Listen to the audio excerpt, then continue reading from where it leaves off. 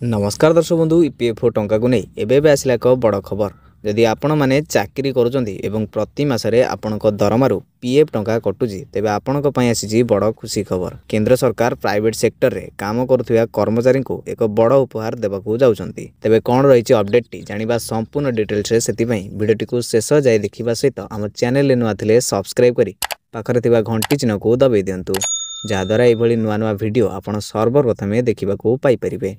तेबे चलतु डेर नक भिडियोटी को स्टार्ट करवा। ईपीएफओ बड़ उपहार 7 कोटी कर्मचारी को मिलिबो लाभ। केंद्र सरकार 2025 आर्थिक वर्ष पई प्रोविडेंट फंड पीएफ घोषणा करिसेंती। यह द्वारा 7 कोटी रु अधिक लोकों को लाभ मिलिबो एवं सेमानकर पीएफ डिपोजिट वृद्धि पाइबो।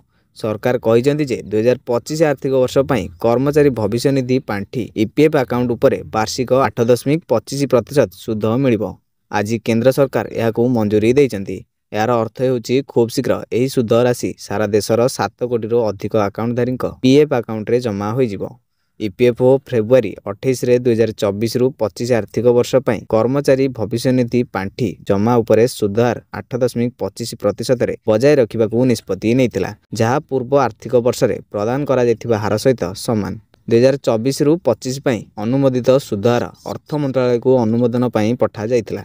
यापरे एबे सरकार यही सुधार को मंजूरी देइछंती।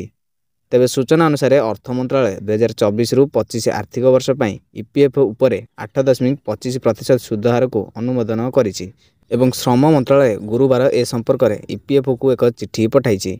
एबे आर्थिक वर्ष 2025 पई अनुमोदित सुधार अनुसार ईपीएफओर 7 कोटी रु अधिक सदस्यों अकाउंट रे सुध राशि जमा कराजिवो।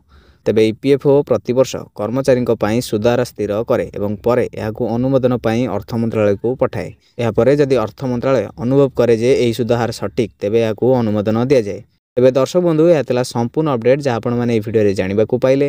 वीडियोटी भल लागिथिले गोटे लाइक कर देबे। हम चैनल रे नुआ थिले सब्सक्राइब करी पाखर थिबा घंटी चिन्ह को दबाई देबे।